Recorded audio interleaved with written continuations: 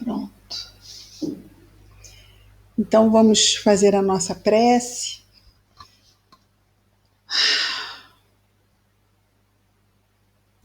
Querido Jesus, Mestre amado, obrigado, Senhor, por mais esta oportunidade de podermos nos encontrar, reunidos em Teu nome, para estudar o Teu Evangelho, à luz da doutrina espírita, Senhor. Ampara-nos os esforços, ajuda-nos nos nossos desafios, ampara os irmãos que sofrem, abençoa todos nós, Senhor.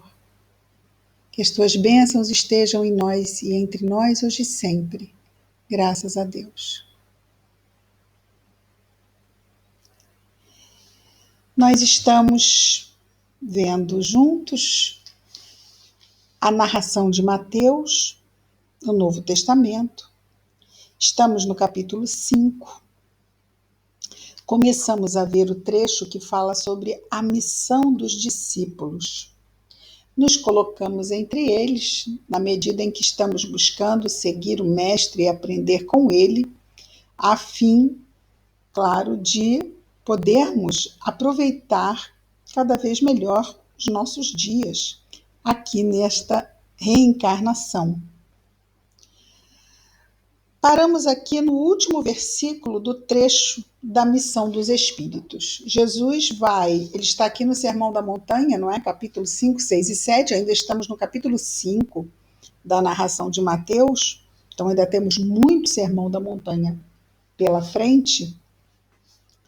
Mas nos 3 primeiros, são 4 versículos aqui da missão dos discípulos, e no último, que é o que vamos ver hoje, nós vamos ler rapidamente os 3 que já vimos, apenas porque o último é uma continuação, então para nós podermos nos localizar bem.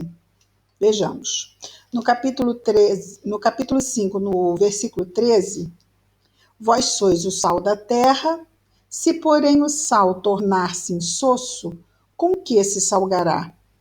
Para mais nada presta, senão para ser lançado fora, ser pisado pelos homens. Vós sois a luz do mundo. Não se pode ocultar uma cidade situada sobre um monte, nem se acende uma candeia colocando-a debaixo do módio, mas sobre o candeeiro. Assim ilumina todos que estão na casa. Então, esses são os 3 versículos que já vimos. E aí, no versículo 16, ele conclui este trecho nos dizendo: da mesma forma, brilha a vossa luz diante dos homens, para que vejam as vossas boas obras e glorifiquem vosso Pai que está nos céus.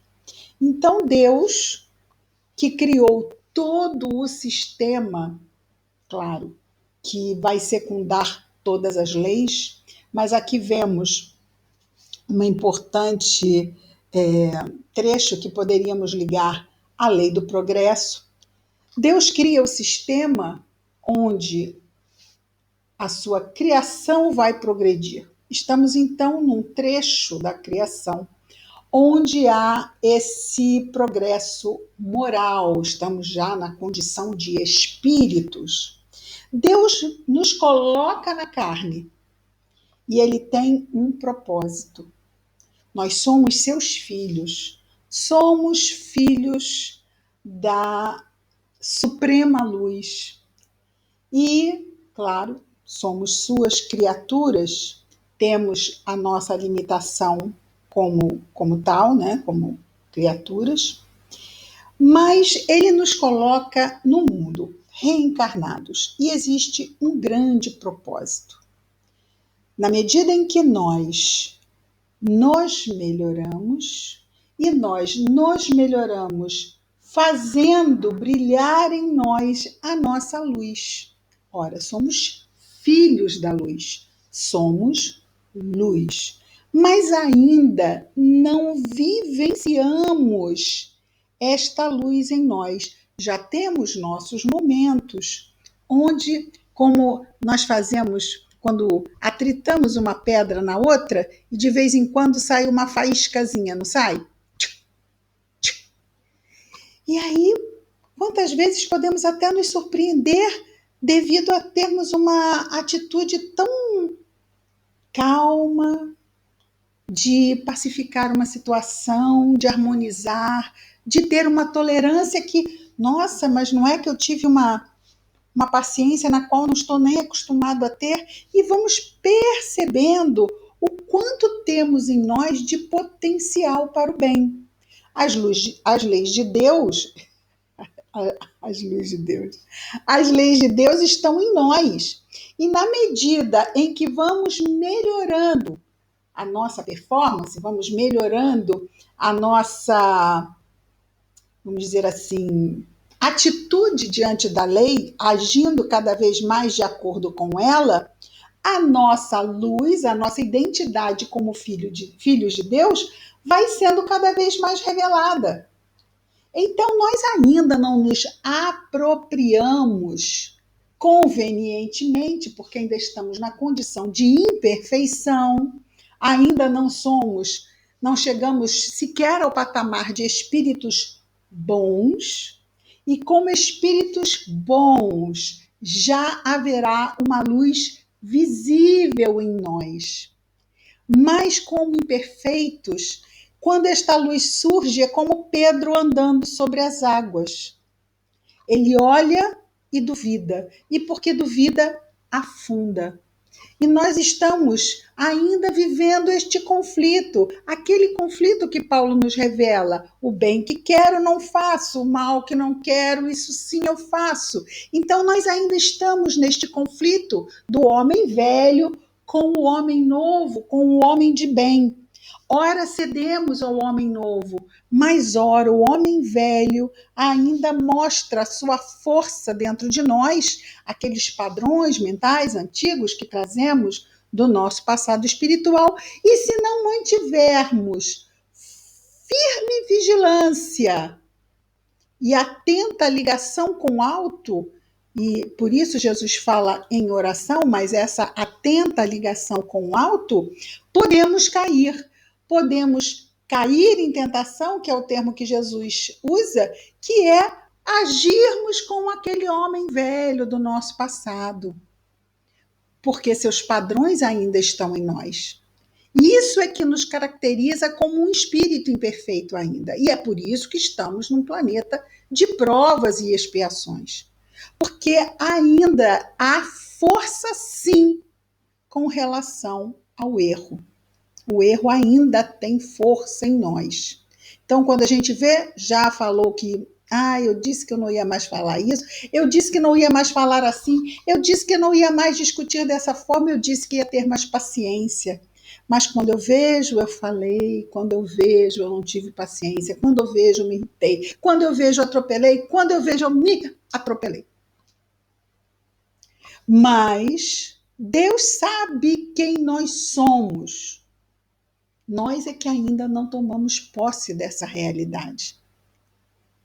Mas Ele sabe os filhos que tem. Então Ele os coloca na carne. 1, 2, 10, 300 vezes.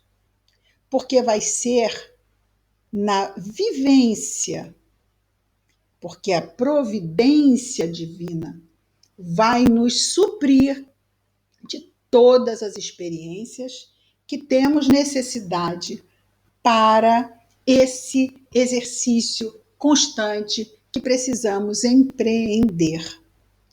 Mas o que nós precisamos, além do nosso esforço, é tempo. E isso, Deus, dentro do sistema que Ele criou, está aí.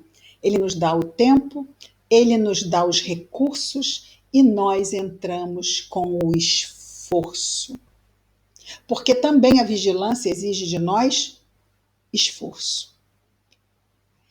Estando atentos, é que podemos verificar aonde e de que forma vamos melhorar a nossa atuação sobre a vida. Então, existe um planejamento para todos nós, e é o mesmo para todos nós. O planejamento é para frente, para o alto. Esse é o planejamento. Simples assim. É esse. É isso aí que está planejado para nós. Agora, como isso vai se dar, depende muito mais de nós do que da providência divina. Ela está dando tudo amplamente, em termos assim, abundantes. Mas cada um de nós vai absorver apenas aquilo que tem condições. Uns aproveitam mais do que outros. Por quê? Porque Deus olha mais a uns do que outros? Não, porque uns aproveitam mais do que outros. Deus dá igual. E Jesus diz que Deus não usa o Espírito como medida. A medida está em nós. Deus é sem medida.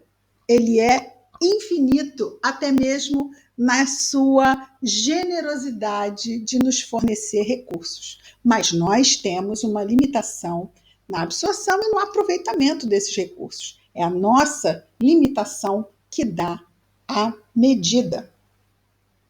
Então vejamos, da mesma forma brilha a vossa luz diante dos homens. De novo, depende de quem? De nós. Somos nós responsáveis por fazer brilhar a luz. Porque recursos não faltam a qualquer um de nós, a qualquer momento, brilhar a luz. É claro que uns estão mais comprometidos com a sombra do que outros. Por quê? Porque voluntariamente se envolveram com as sombras, com o crime, com o erro, com a perturbação, mais do que outros.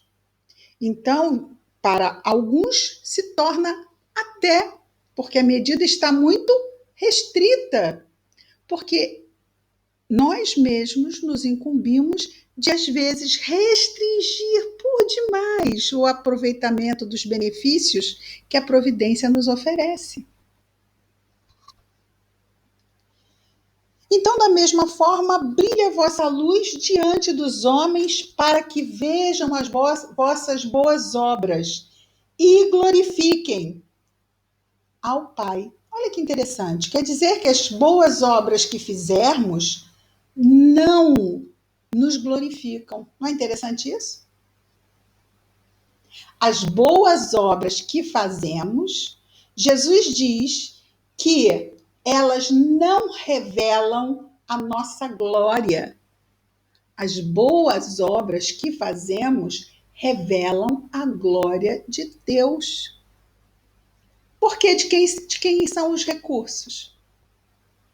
Quem nos ajudou e de quem são os resultados? Ora, se o mundo é dele, se os recursos são dele, se ele é o provedor de tudo, e se ele nos ajuda para estarmos com ele, a quem pertencem os frutos do nosso trabalho? A ele. E às vezes nós ficamos assim, mas todo esse esforço que eu tive, mas eu não tenho mérito nenhum nisso? E qualquer traço de incômodo que sintamos é reflexo do nosso quê? Do nosso orgulho, não é? A gente quer ter o nosso valor destacado, mas espera aí, eu ralei a beça para chegar aí, mas espera aí, eu me esforcei demais. Então todo esse meu esforço que resultou nisso, eu não tenho nenhum tipo de reconhecimento, não diante dos homens. Eu tenho todo o reconhecimento diante de Deus. A questão é, isso é suficiente para nós? Estarmos reconhecidos diante de Deus é suficiente para nós? Se a gente pensar, é coisa beça, não é? Se a gente pensar, gente, eu tô bem diante de Deus. Fechou. Não fechou? Às vezes nós estamos lá fazendo o nosso esforço e o nosso esforço não é reconhecido. Primeiro vimos aquele esforço que pode ser reconhecido sim, porque é notoriamente, né, e todos concordam, maravilha, mas todos aqueles lauréis e reconhecimentos, nós temos que entender que não são para nós. Porque tudo aquilo, todos aqueles frutos pertencem a Deus, que vai reconhecer Deus o nosso esforço, não os homens. Mas existe uma outra situação, onde os homens não reconhecem o nosso esforço no bem. Ele deixa de ser esforço no bem porque o outro não reconhece? Não, continua sendo esforço no bem. O outro não reconhecer, isso é que é interessante, nós nos desapegarmos do outro, do que o outro pensa com relação ao que fazemos, porque isto é uma armadilha de enormes proporções. Os parâmetros para as nossas ações devem estar estabelecidos na nossa consciência e não na consciência alheia. Então não deve ser a consciência alheia a nos aplaudir ou a nos reprovar. Deve ser a nossa própria consciência que nos aplaude, no sentido de, ok, é isso mesmo que eu tinha que fazer, eu fiz bem, e há aquela satisfação, claro que há, a satisfação de estarmos conscientes de que estamos dando o nosso melhor. E se o outro nos aprova e se vem falar conosco, é sempre bom que destaquemos que o agradecimento deve ser dado a quem de direito. Se vier nos repreender, e a gente diz isso simplesmente porque nós ainda estamos muito imaturos e podemos cair em ciladas, não podemos? As ciladas do ego. Podemos, porque isto vai dar aquela lustrada na vaidade. Esse é o falso brilho, da gente ficar acreditando, tô podendo, hein? Olha lá, o outro lá. Então a gente tem que tomar cuidado, porque ainda não nos é difícil cair nesse tipo de cilada. Então, desde o início, é só a gente não deixar crescer, né? Ficarmos sempre com esse senso de realidade. Mas se o outro nos critica, se o outro não nos compreende, se somos incompreendidos, se somos rechaçados pelo bem que nos esforçamos em fazer, nós vamos respeitar a opinião do outro. Fique ele com a sua opinião. Mas, de novo, a nossa referência não vai estar no outro. A nossa referência está em Deus. É Ele que nos julga. É a Ele que eu quero agradar. Só que nós falamos assim, não é? A Ele, Deus. Mas onde está Deus? Onde está seu reino? Onde estão suas leis? Não estão aqui? Então é exatamente as leis de Deus, a sua justiça, esse entendimento, é sobre isso que estamos tratando de nos relacionar. Esse vai ser o nosso parâmetro de ação. O Deus que está em nós não é diferente de Deus. Porque nós não estamos envolvidos no hálito de Deus? Somos suas criaturas, mergulhados em sua criação. Mergulhados nós mesmos em sua criação, porque afinal estamos aqui revestidos e nos manifestamos através do princípio material, que é também criação de Deus.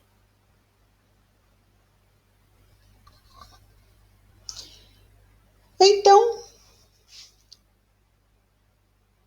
da mesma forma, brilhe a vossa luz. Jesus nos concita, nos estimula, nos... não é nem um convite que ele faz, não é? Ele dá ele é imperativo. Brilhe. Da mesma forma, brilhe, façamos brilhar. E ele diz isso porque nós temos condições. Temos. Faça. Vá lá e faça.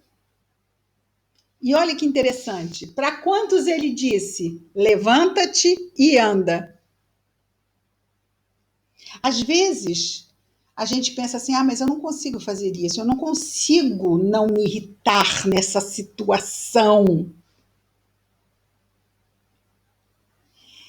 Imaginemos que estivéssemos há 2000 anos atrás e dizendo isso a Jesus: Senhor, eu não consigo não me irritar diante dessa situação. E ele olha para nós e diz: você consegue. Te acalma, se equilibre, eleve seu pensamento e não se deixe cair nessa mentira que você criou para você. Ele fez paralíticos andarem. E aí a gente vai dizer assim: não, mas peraí. Ele fez paralíticos andarem porque ele mobilizava as energias e aí ele ia lá e curava. Mas o que era isso que Jesus dizia depois de curar as pessoas? O que Jesus dizia depois de curar as pessoas? Ele dizia: olha, vai em paz porque eu te curei. Era isso que ele dizia? O que ele destacava quando curava? A tua fé te curou. Ele curava e dizia: a tua fé te curou. Então não existem soluções que vão acontecer na nossa vida à revelia da nossa vontade. Jesus não curou quem não queria ser curado. Mas ele curou todo aquele que lhe pediu a cura. Todo. Agora, quantos de nós estamos dispostos a abrir mão do que nos, aspas, adoece? É a nossa fé que nos cura. Porque nós temos a alavanca poderosa da vontade. Então, é por isso que nós sabemos que quando uma pessoa diz, e diz às vezes com muita propriedade, não porque eu não consigo, nós podemos traduzir não porque eu não quero. Ah, mas quem é que quer ficar investindo nessa infelicidade? Essas são as armadilhas do ego. A gente muitas vezes investe em situações que nos trazem retornos negativos, mas alguma coisinha naquela situação ainda está nos trazendo algum tipo de retorno, mesmo que insensato, mas os imaturos, nós ainda, nos satisfazemos em retornos insensatos. Então vamos pensar, qualquer pessoa que tem um vício, quando retorna do uso do vício, passa mal por causa do uso do vício. Ora, mas ela não quer passar mal. Mas se ela não quer passar mal, por que ela ainda consome o que a leva, né, e o que cria essa dependência? Porque alguma coisa ali ainda dá um sentido de retorno para essa pessoa. Então, as situações de vício são mecanismos de fuga. Naquele momento do vício, há um temporário afastamento do que incomoda. Depois vem o rebote. Dói. E a pessoa, o que ela pensa? Ela pensa no mal-estar dela? Não. Ela pensa em de novo usar aquele vício. Por quê? Porque o vício, naquele momento, vai afastá-la da dor. Então, ela troca dor por dor. O que a gente precisa? Tratamento. Não é? E olha que interessante. Espiritualmente falando, muitos de nós, mas muitos de nós, porque vamos ampliar a nossa noção de vício, porque existem os vícios morais.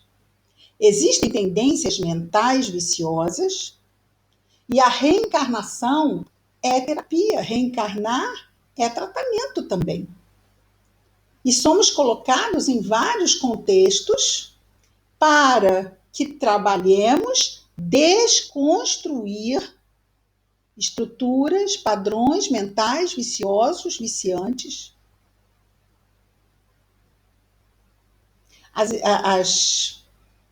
Vamos dizer assim, as técnicas que estão por trás das histórias, né? Técnicas que eu digo, não é?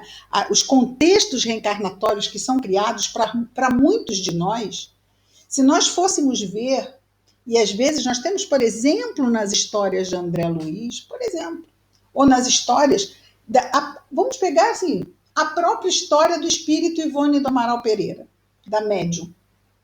Se nós formos ver as necessidades reencarnatórias dela, pegando aqui a própria encarnação dela como Ivone do Amaral Pereira, médium, espírita, que não casou, que não teve filhos, que não constituiu a família dela, que viveu sempre de favor na casa dos parentes.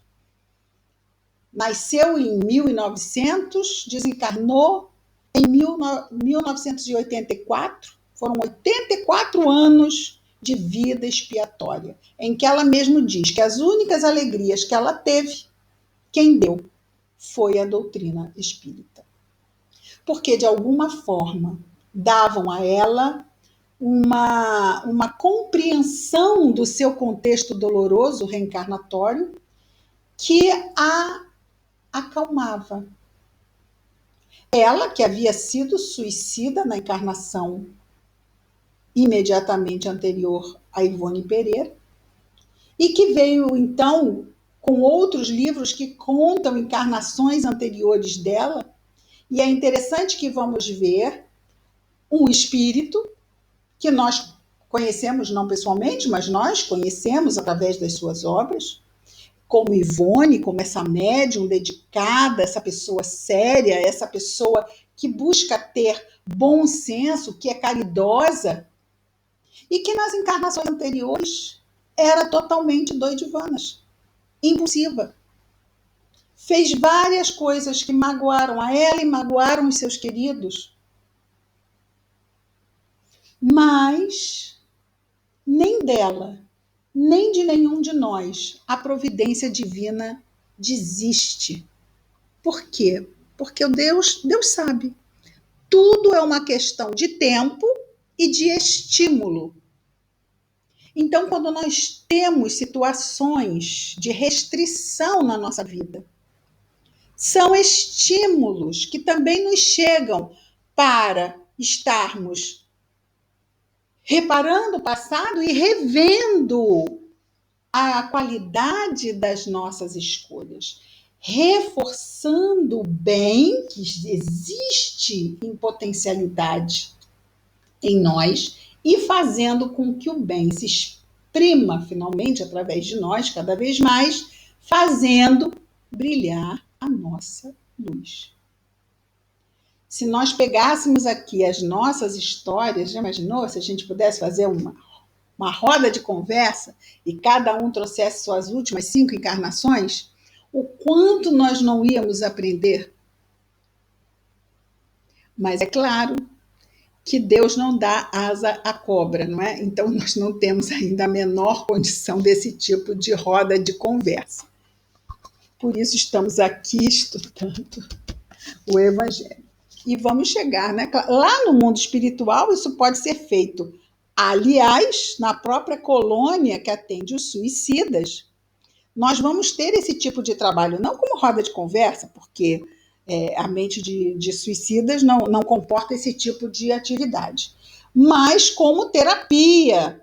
E é feita, então, essa regressão para que o suicida resgate memórias de várias vidas, a fim de ele ver como é que ele conseguiu se colocar naquele buraco ali. E a partir daí, sair dali. Porque ele entrou ali por invigilância, por imaturidade, por rebeldia. Não precisava, mas precisava. Se não precisasse, ele não tinha entrado. Mas entrou, aprendeu que esse lugar é ruim, que você era melhor não ter entrado aqui, mas você quis entrar para saber como era. Entrou. Livre-arbítrio, entrou porque quis entrar, agora é hora de sair. E continuar e buscar fazer o melhor, porque agora você já tem a informação, como a criança. Não bota o dedo na tomada, não bota o dedo na tomada, não bota o dedo na tomada, que faz ela, bota o dedo na tomada. Leva o choque, o que ela faz quando vê uma tomada de novo? Nem chega perto. Da mesma forma, funciona assim a providência divina conosco. Nos avisa, nos avisa, nos avisa. Por fim, é para lá que você quer ir. Livre-arbítrio. Como aconteceu também quando Jesus conta a parábola dos 2 filhos. Um quis ir embora. O que o pai fez? Deixou. Vai, meu filho. Foi lá, sofreu, caiu. Depois, no final, o que aconteceu? Cair não é bom aqui, melhor mesmo eu voltar para perto do pai. Volta. E o que acontece com o pai com relação a ele? O acolhe. E assim é Deus conosco. Sempre pronto a nos acolher, quando nós, enfim, decidimos voltar para os seus braços. Vamos então agora para um outro trecho do sermão, onde Jesus vai falar sobre a lei, a justiça e o reino. O reino de Deus, não é? Aqui serão 4 versículos. Vejamos o que Jesus nos diz. Continuamos lá no Sermão da Montanha, certo? Não penseis que vim destruir a lei. Eu não vim destruir a lei, aliás, é o capítulo 1 do Evangelho segundo o Espiritismo, né? Eu não vim destruir a lei, fala exatamente desse trecho aqui.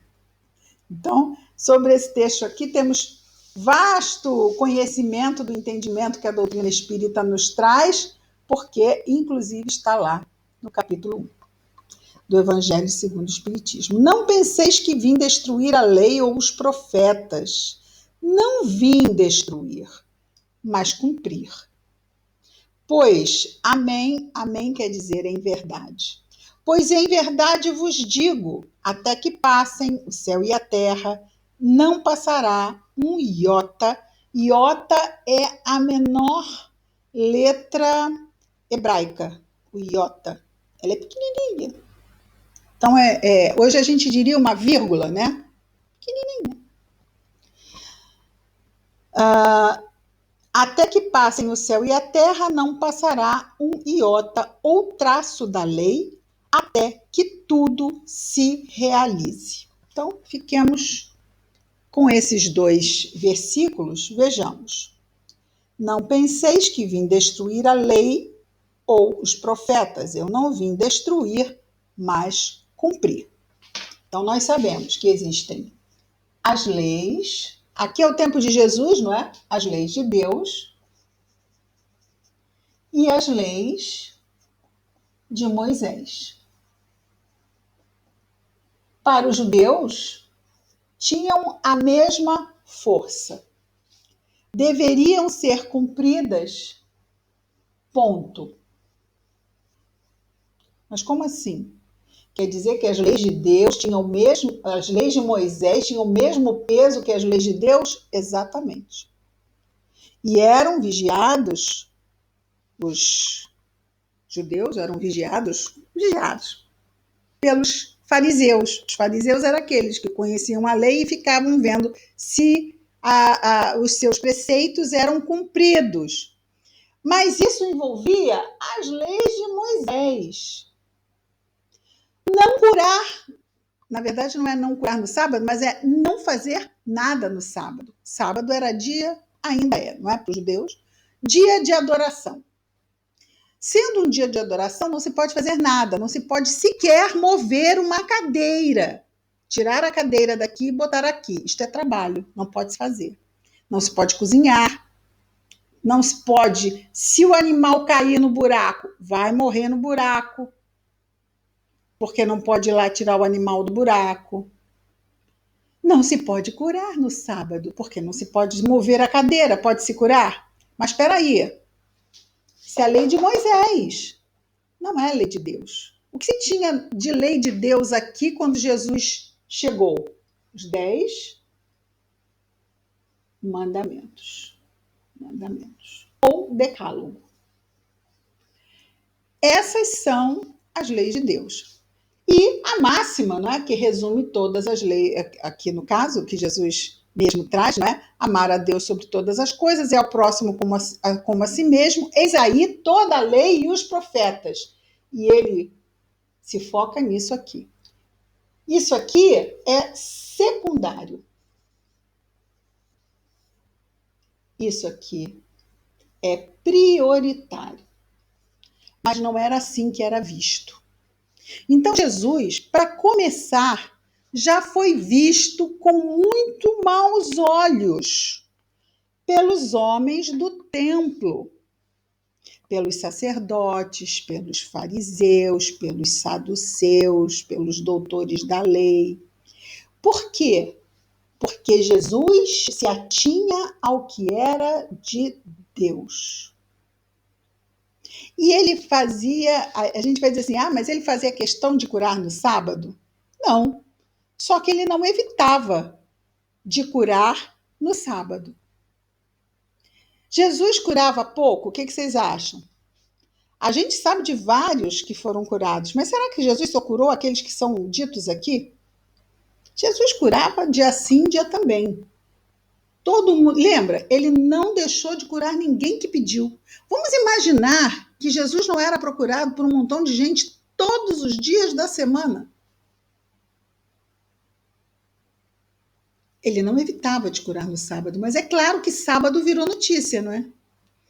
Eu chegava sábado, e aí, ele vai curar hoje? Aí vinham os holofotes, vinham os repórteres, vamos ver se Jesus vai curar hoje, vamos filmar, vamos tomar conta, porque hoje é sábado. Sábado teve o seu destaque, porque havia o interesse de pegar Jesus, já que ele se tornou uma pessoa não grata para o sistema. E o sistema decidiu matar Jesus a partir do momento em que ele cura Lázaro.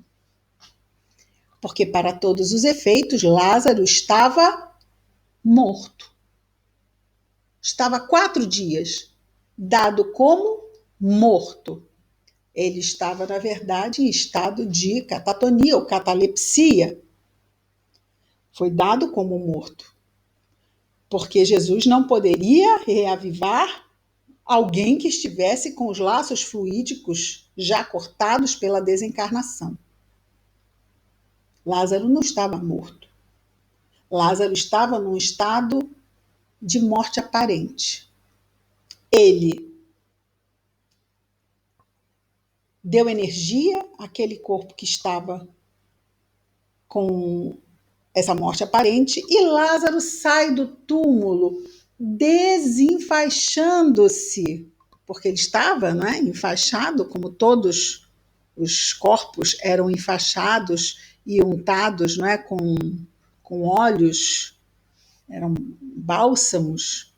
E ele sai do túmulo, que era uma espécie de um túmulo, era uma caverna, né? E ele sai desenfaixando-se. Choca todo mundo. Naquele momento, o Sinédrio decide que Jesus devia morrer. Está no Evangelho, tudo isso narrado. Naquele momento, houve a sentença.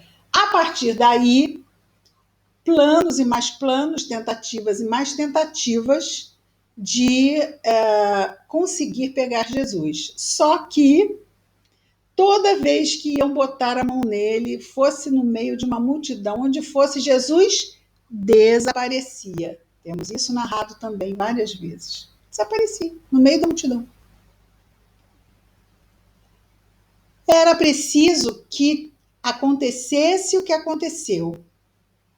Por isso é que na última ceia, nós temos que Jesus libera Judas e diz que ele fosse fazer o que deveria ser feito. Tudo isso já tinha sido predito, que o Messias assim seria entregue aos seus executores.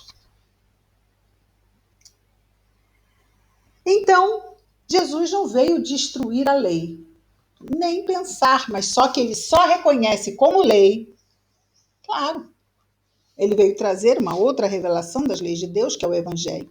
Jesus só trata de questões espirituais. Ele não trata em nenhum momento das questões mundanas.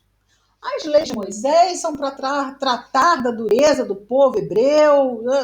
Ok, ok. São leis civis, não são leis divinas, mas eram tratadas como tal. Então Jesus não veio destruir a lei e deixa isso muito claro no Sermão da Montanha. Não veio destruir, diz ele, não vim destruir, mas cumprir. Em nada que Jesus faz, ele destoa de nenhuma das leis de Deus. Tudo, até mesmo como ele trata todos os seus perseguidores, não deixando de ser firme, porque ele é verdadeiro e a verdade tem que ser revelada. Então, quando era para chamar de hipócrita, hipócrita. Quando apanhou do centurião e perguntou: por que me bateis? Se eu não fiz nada de errado, por que me bateis? Então, não é aquela situação de aceitar a injustiça ou o que é errado. Estar seguindo as leis de Deus não é aceitar o erro, mas não usar o erro de um para errar também. Então, ele apontava o erro do outro. Mas não é porque alguém estava batendo nele de forma injusta que ele se atracou com o centurião, mesmo que isso dependesse da sua morte ali. Quantos não fazem isso? Né? Se forem agredidos, agridem quem os está agredindo. Não, ele apontou. Isso não se faz. Se não há um erro aqui, está me batendo por quê? Mas continua na sua posição de que o erro do outro não pode ser justificativa para que eu erre. Por isso ele cumpriu. E ele diz: em verdade vos digo, até que passem o céu e a terra, não passará um iota ou traço da lei, até que tudo se realize. Bom, vamos procurar entender a diferença entre quando eu falo do futuro, estou aqui, se eu começar a falar do futuro, estou vendo uma pessoa chegando daqui a não sei quantos dias, poderiam dizer, você está fazendo uma profecia, não poderia? Aquela informação me foi dada. Eu faço uma profecia.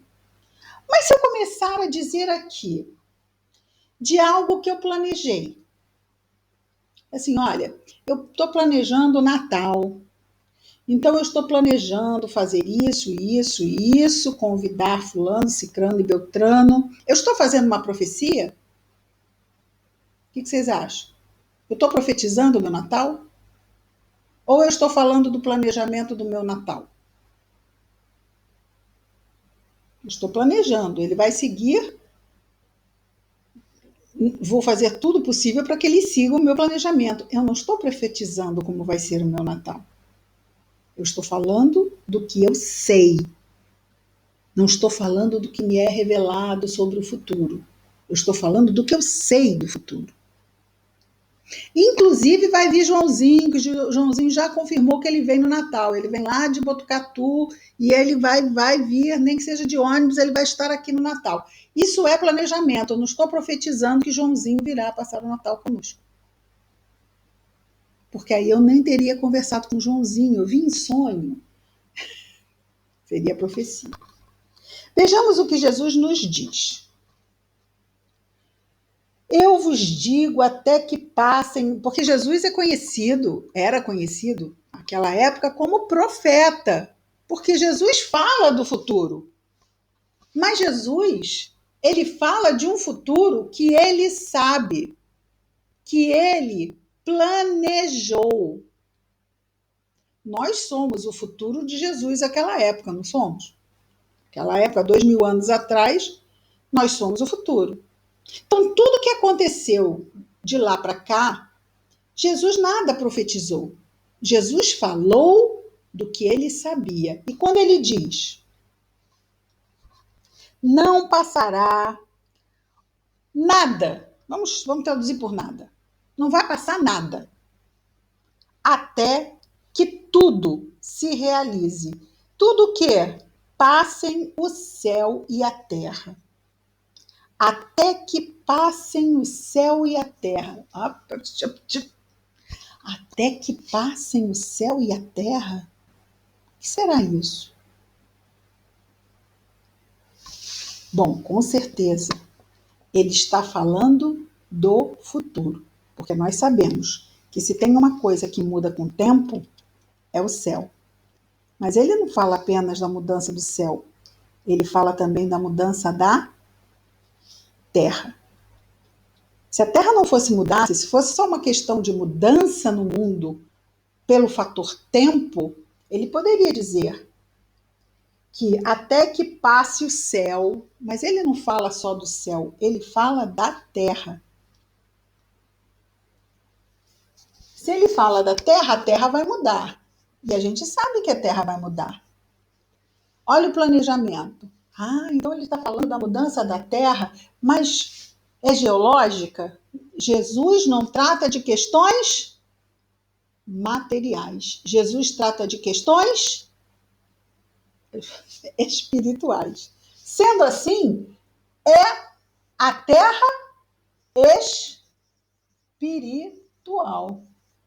A terra espiritual é um mundo de provas e expiações. Até que passe a terra. Bom, a terra vai passar de quê para quê?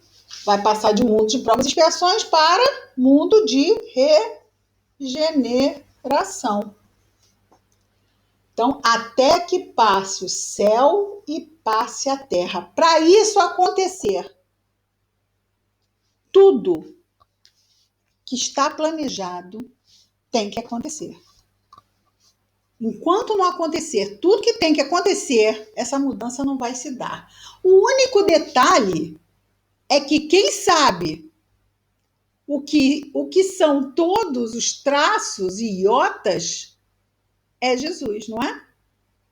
Ou alguém aqui de nós sabemos quais são as coisas que tem que passar para que se dê essa transformação. Ele sabe. Ele montou todo esse planejamento.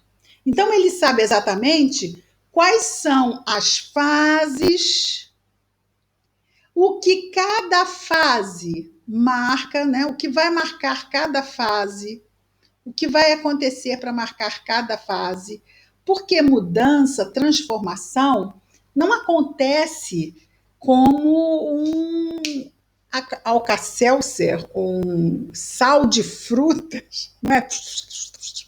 Efervescente, bluft, aconteceu. Não, é um processo. E é um processo que entra o fator humano nesse processo. Nós estamos no meio desse processo. Até aqui. Nós estamos até aqui dentro desse processo. E nós não somos simples na medida em que não temos botões, não somos máquinas, não somos programados, não agimos de forma automatizada. Nós somos seres ricos, complexos e imaturos. Então, nós precisamos não só de tempo, mas de muito cuidado. Então, existe da espiritualidade para conosco, para com cada um de nós e para todos nós como um todo, muito cuidado. Nós recebemos uma ajuda, cada um de nós, uma ajuda gigante de espíritos que a gente nem imagina quem sejam, que a gente não faz ideia da luz, das esferas sublimes onde eles habitam e nos olham e nos conhecem pelo nome dessa encarnação e sabem do nosso passado, oram por nós, intercedem por nós. Então, nós temos aqui não apenas os recursos de base, vamos dizer assim, para o nosso trabalho. Nós temos muito carinho cercando cada um de nós. Mas todos os recursos de base, as atenções, cuidados e carinhos que recebemos, não substitui a nossa ação na vigilância, não substitui o nosso esforço em buscarmos Jesus, em buscarmos entendê-lo, em buscarmos exercitá-lo. Não substitui o nosso esforço em buscarmos estudar a doutrina espírita para entender melhor o que Jesus está nos dizendo. E o nosso contexto na nossa vida. Lembrando aqui Dona Ivone, que disse que os únicos momentos de alegria, alegria é o termo que ela usa, que ela viveu na sua encarnação como Ivone do Amaral Pereira, quem deu? Foi a doutrina espírita, claro, para ela entender toda essa, vamos chamar assim, todo esse efeito que ela vivia na encarnação como Ivone e que teve causa que se não fosse vista e sabida como ela sabia pelos estudos que ela estudava o Evangelho, ela tinha uma ligação com Jesus, tem, não é? Claro, ela tem, que ela continua tendo, uma ligação com Jesus também muito especial. Não vamos esquecer que no século XVI, o seu irmão, século XVI ou século XIV, onde se passa nas voragens do pecado, o seu irmão, que é o Espírito Charles, que naquela época era irmão dela, e Dr. Bezerra de Menezes, que naquela encarnação foi pai dela. Charles, que era seu irmão, Carlos, era ministro protestante, era pastor protestante. Então, já naquela época, ele passava dias, tardes, andando com ela pelo jardim e evangelizando a irmã, buscando e falando de Jesus para ela. Esse mesmo Carlos, que no ano 70 era casado com ela, mas que decidiu, lá no início da era cristã, seguir Jesus. Por isso ele se afastou dela. Porque ele seguiu Jesus e ela não. Ele volta na família que foi dizimada pela noite de São Bartolomeu, contado lá nas Voragens do Pecado. Ele volta para de novo tentar levá-la para perto de Jesus. E ela de novo se afasta.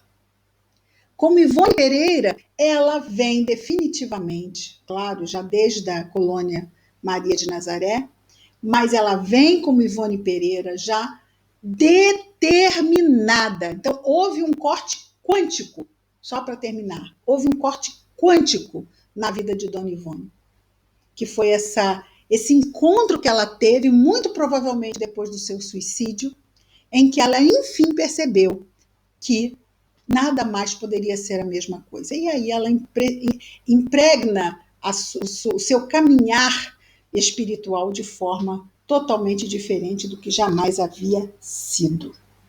Vamos parar por aqui, então. Versículo 19 vai ficar para a próxima semana. Terminamos por hoje aqui. Vamos fazer a nossa prece de encerramento, depois eu vou parar a gravação e aí, então, quem quiser ficar para conversar, podemos ficar. Está bem? Então, vamos orar. Querido Mestre Jesus, obrigado, Senhor, pela abençoada oportunidade de mais esta encarnação. Auxilia-nos na nossa vigilância, Senhor, nossos dias, nossas noites, nossos pensamentos, nossos sentimentos, nossas ações. Que as tuas bênçãos estejam conosco, aonde quer que estejamos, com quem quer que estejamos, Senhor, hoje e sempre, graças a Deus.